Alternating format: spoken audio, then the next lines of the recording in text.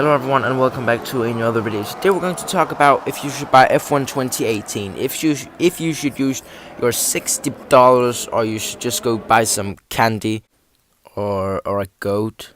So we're going to start out with talking about the physics.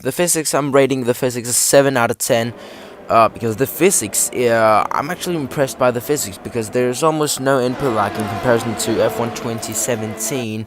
I also have what I rated the different things later on with F1 2018 and F1 2017, comparing them against each other. But the physics, personally, I think the physics are very good, insanely well managed. The input lag, as I said, is minimized by this game. There was quite a lot of input lag in F1 2017, so making it quite easy to kind of save the car when you went around. But they've absolutely got rid of that this time, and also the curbs and the road surface is much more detailed, which makes the experience much more immersive, and I really do like that, gotta say that. So, coming on to talk about the graphics, you can see I rated that an 8.5 out of 10, so pretty high and decent score there.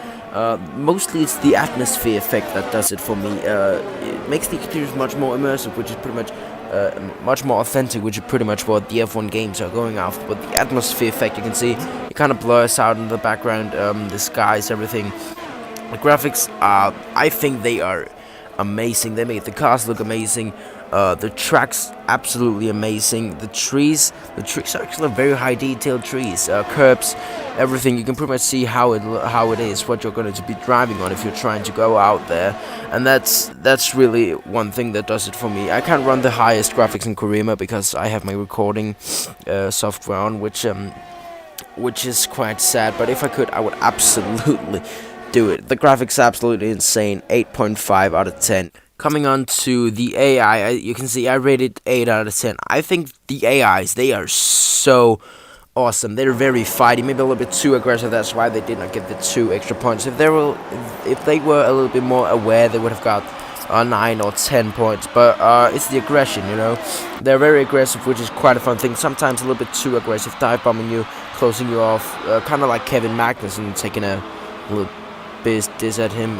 Sorry about that, but the AIs, I enjoy racing them a lot. They're aggressive. They're battling each other much more, and they're holding on to positions. You could kind of trick the F1 2017 AIs to, when you dive bomb, they would just give up the position. But these guys, they hold on to their position through a rouge and through all those fast corners, which I absolutely love about the AI. I think the Codemasters have really taken a big step up from last game, which is very, very enjoyable to drive in single player with these AI. Coming on to career mode, you can see I rate that a 10 out of 10. The career mode is so awesome. They have got questions you can now ask about contracts. I absolutely love the career mode. There's so much things. It's almost overwhelming how many things there are. You kind of have to get into it, do a couple of races before you really understand what is actually going on. In comparison to like Project Cars R-Factor, it doesn't even have a career mode. F1 2018 is really done a great job to the immersion.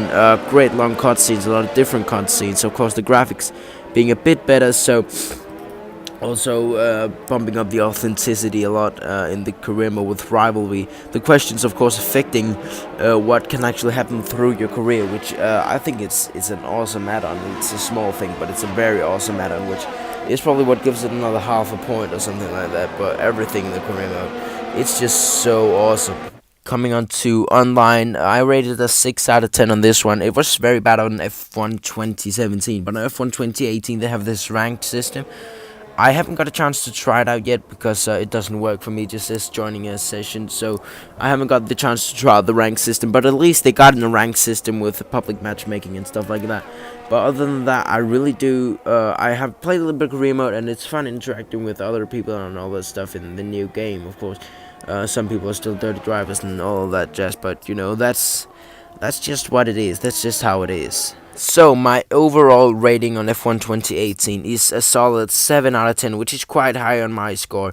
F1 2017 got a 5 out of 10, but the reason F1 2018 gets a 7 out of 10 is because they have got so much more detail in the physics, the everything. 7 out of 10 is a pretty good, solid thing. The thing that would make it a bit more realistic for me was if they nailed the physics, if they have absolutely nailed them.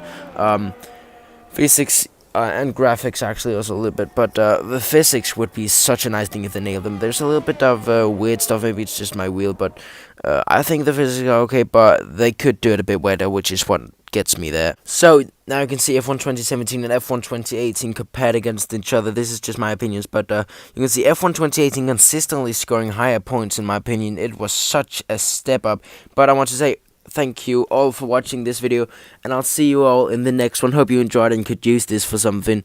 Remember to like and subscribe, and I'll see you all in the next one. Bye guys.